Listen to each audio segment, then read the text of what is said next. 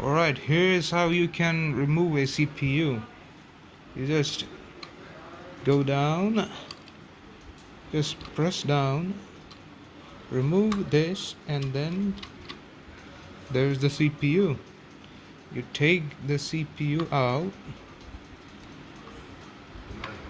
and that's it. That's the CPU. It's pretty heavy.